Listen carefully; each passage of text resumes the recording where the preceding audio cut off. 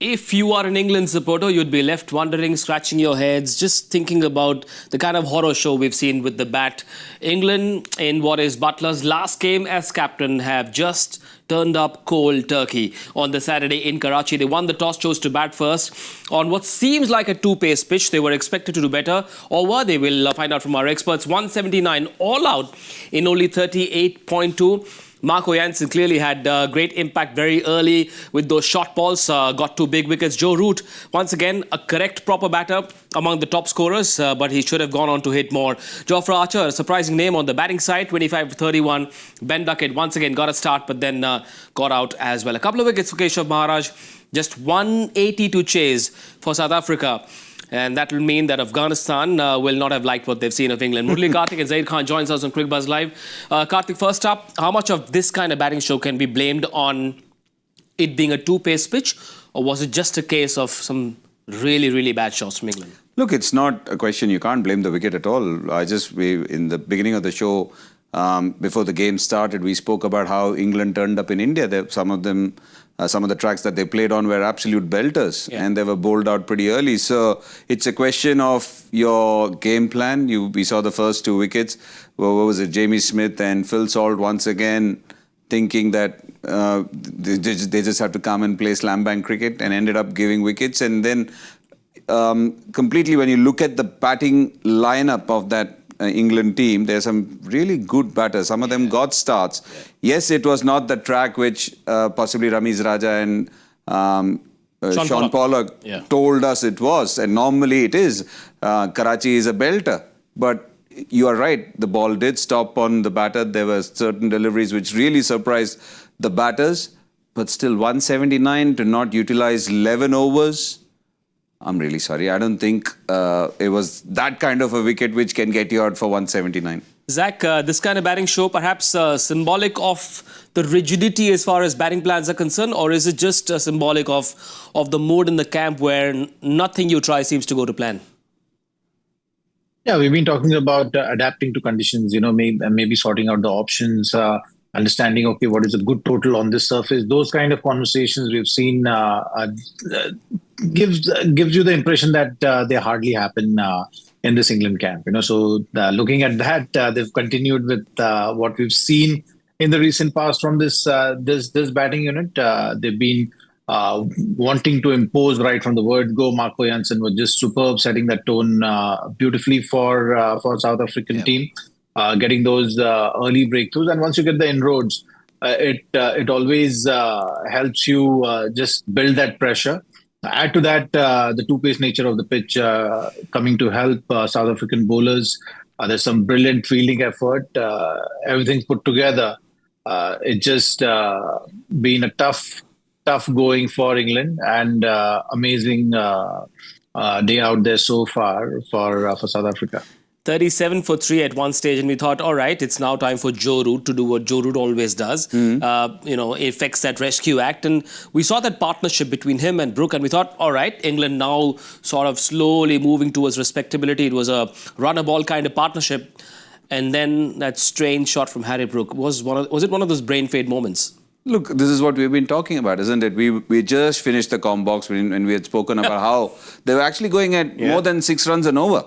At the end of 15, I think they were going at 6 runs and over. And we were feeling, and we thought that maybe if they get to a decent total at the end of 35, they can put a good enough total. But again, as you said, it's moments like these. That's when you wonder what the game plan is. That's when you wonder what is the rationale behind what the batter is thinking.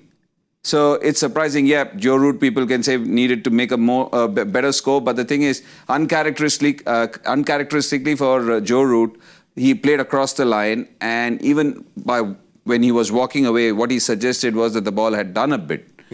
Maybe a good delivery got him. But the thing is, still, having said that, some of the shots played by the others at different stages, there was never a partnership which looked to threaten South Africa, barring that one between Harry Brook and Joe Root. So you have to question what the ideology or what the game plan was coming into this game. A couple of shots, Zach. I'd like to have your thoughts on those two shots of Keshav Maharaj, Harry Brook going down the track, and that led to the end of that partnership. And then Liam Livingstone, very highly rated player by the ECB as well as IPL franchises, getting out stumped.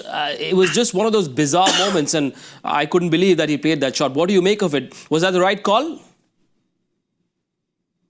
Well, I think, we've been talking about England's approach. So I think it's to do with approach. You can't really blame the batters as well. It's just that the fine tuning around this kind of approach needs to be looked at. That's something which I've been talking about every time I'm seeing England play. So it's just about figuring those slight bit of or maybe putting more responsibility on batters rather than focusing on, okay, this is the way you want to play. You've identified the individuals. These individuals are more than capable of making the impact at this level. They are highly talented players. It's just about maybe giving them freedom, putting onus on them in terms of making them more accountable. And if that is how you're going to approach, then suddenly that there's more responsibility on batters. They are going to be questioned about what kind of option they've taken in the middle. Yeah. Right now, it looks like they have the freedom to go out there and really look to put bowlers under pressure, take the step forward as we've been hearing. Yeah. So if you are in doubt, if you are in under pressure, if you are in a crunch situation, you are willing to risk it all and taking a step forward all the time, looking to take the aggressive option rather than the defensive one or the calculative one. And when you have that kind of approach going from outside, why should we question? Because the questions need to be coming from within that group, within the team, rather than outside. Yeah. And that is something which England needs to figure out. Liam Livingstone, when he played that shot, the score was about 114 for 5. This was the 21st over. And he didn't look anywhere else. He could have looked at his partner at the other end, Joe Root, just the perfect guy to emulate in the conditions or situations like that. Yeah, absolutely. And that is why you're constantly questioning the game plan. Look, lots of batters have a game plan of counter-attacking, which is understandable. But the thing is, you also need to look at the situation. Yeah. You also need to look at the quality of the bowler, what you need to do, what you can do. And that's where I think they've been found wanting. Yeah. Why Liam Livingstone? Take the first over. How many shots were played in the first 5 balls by Phil Salt before he got out? Yeah. You can't do that. I understand you want to attack, you want to impose yourself. But again, it comes back to what we said. Bowlers are also there. They're also there for a reason.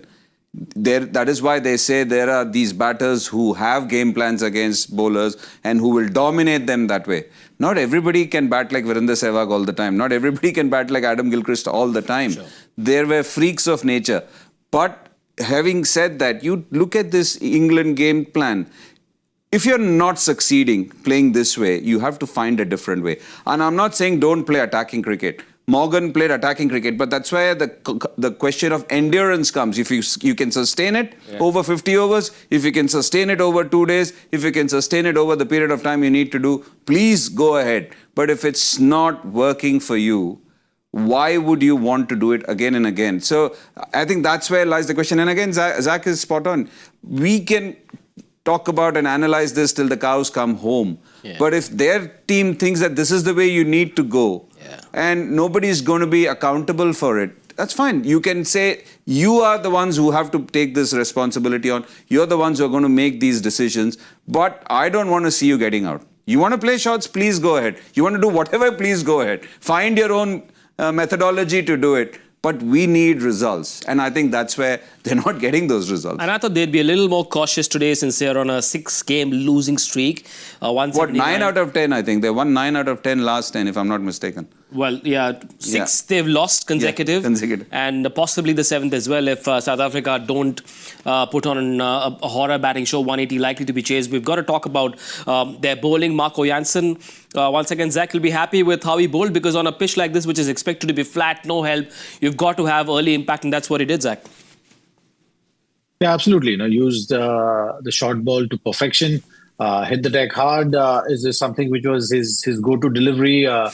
You could make out that the nature of the pitch also came to help him enough. Yeah. You've seen that two-pace nature has been creating slight bit of problem for the batters, and Marco Jansen with the new ball was able to make that impact.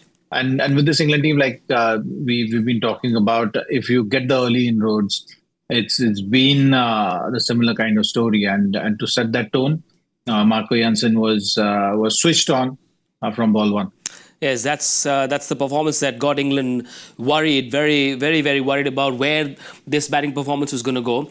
Marco Jansen, 39 for 3. They've used him as an opening option, and he's done really well to allow Rabada to bowl in the middle overs. But the length that Zach referred to seemed to work really well.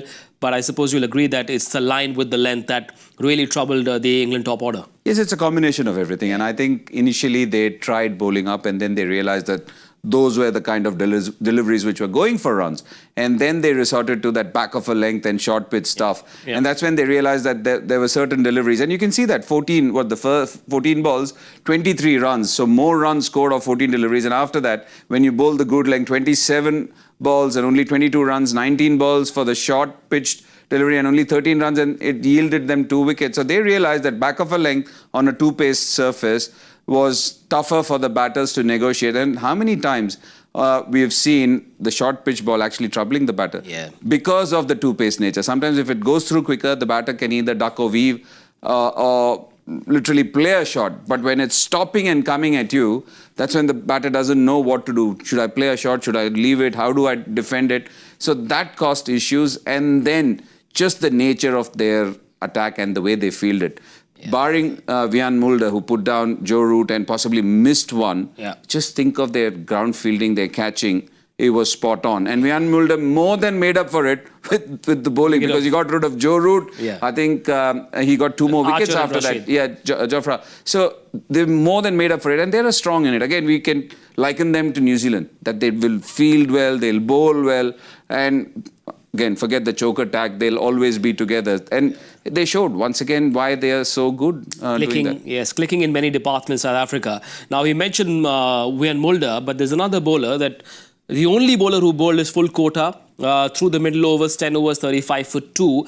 As a left-arm spinner, what is Keshav Maharaj doing right? Of course, he was helped by the fact that they played 2 really bad shots, but he kept things so tight, suffocated the batters, didn't he? Yeah, because he's deadly accurate. He's got a very simple, repeatable action. He's a big thinker of the game. And also somebody who works. You see that line that he bowls. He's got control over his flight. He's got control over his length. And that is crucial. He knows. He's got the art of second-guessing a batter, which we've seen him do in other formats as well. And that's why he's an all-format bowler. What did he do? He just kept it simple, flight and middle and leg line, the odd one turn. And that control of that length was spot on. He hardly gave anything to cut. He hardly gave anything which was right up there. So it was good quality left-arm spin from a good left-arm spinner. Good captaincy as well, Zach, by Aiden Markram to make sure that he used up all of Keshav Maharaj's overs very quickly, because I suppose he was trying to buy wickets and it really worked. Yeah, absolutely. I think, when you look at how the game unfolded for South Africa, it just became that much easier as well. Yeah. And also when you are playing against England, you also know that they are going to pretty much look to bat in one gear, looking to be aggressive. So you don't want spinner to prolong the overs for too long as well. Yeah. So I think that was the thought process. Right-handers batting in the middle also helps for the captain to continue with that. And Keshav Maharaj is a smart operator, like how Kartik was mentioning, that he was wearing his flight, his pace was just right for the conditions. And when you have an experienced bowler like that, you can certainly be able to build that pressure in the middle. And we've seen in this format, it's so important to have that control in the middle overs. If you're able to get wickets, you are always in control of the game at the back end of the innings. So you started well with the new ball, with Marco Jansen making that impact. And then in the middle overs, having someone like Keshav Maharaj chipping in with 2 wickets, bowling full quota, was just the ideal thing which the captain asked for. The England batters obliged as well. Yes, they did. Now, South Africa was picked by most people, pick South Africa as one of their semi-finalists. I suppose it's not so much an emotional reason. They would have looked at the lineup and said, here's a bowling lineup that has a fair bit of variety as well. Yeah, 100%. And that's what we spoke about at the start of the show, that everyone has brought something to the table. You think of Kagiso Rabada, he's an all-format bowler, he's a skilled bowler. And to get wickets in the middle overs, that's what we showcased. That graphic suggested that for an opening bowler to get wickets through that meandering phase of an ODI, I think is important. You got somebody like a Jansen Mulder who's an all-rounder. He bustles in, he comes and tries to be the enforcer. Lungisani Ngidi is different. Marco Jansen, tall left armer, different angle, gets the ball to go in, will have that steepling bounce. So everyone brings something, and then, not to forget, the quality of Keshav Maharaj. We didn't get to see Aiden Markram today with his off-spin, and possibly he was not needed. Quick update, Aiden Markram will not take any further part in this match. He's out because of an injury. Hope it's not serious, because they will need him, his leadership and his batting, and a lot of his bowling as well, possibly, in the semi-finals, assuming they go through. Zach, it's tough to have backup options for all roles in an ICC tournament where they have a squad of only 15.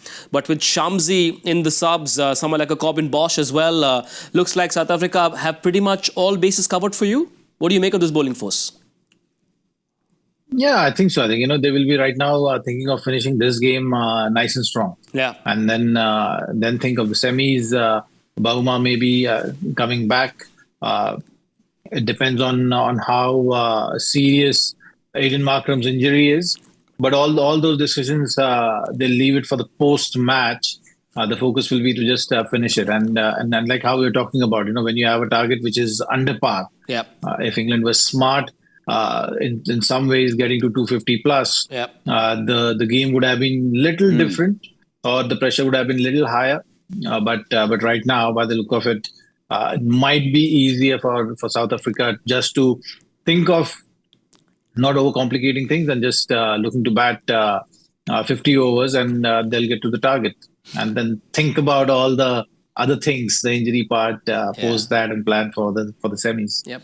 Yeah, and just to from a South African perspective as well, now with Aiden Markram completely ruled out, I think it'll be an added responsibility. Yes, he comes in at that crucial phase, more responsibility on the openers and the others. And as Zach said, you've got a few days between, and as you also suggested, hopefully, from again South Africa's perspective, Aiden Markram's injury isn't too serious, because he's a quality operator, quality batter, bats well against spin, is good against pace, and that's one of the reasons why he's a leadership man and he's one of the best batters for South Africa.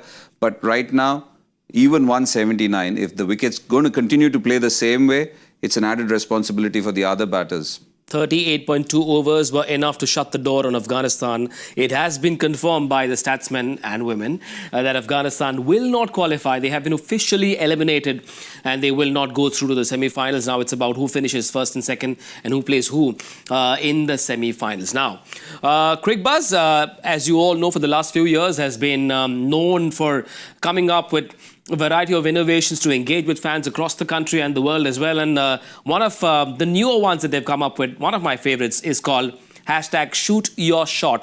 We've been getting 1 million and more entries, and we've picked one where one lucky fan gets to show off his or her skills to Murali, Kartik and Zaheer Khan. Let's take a look.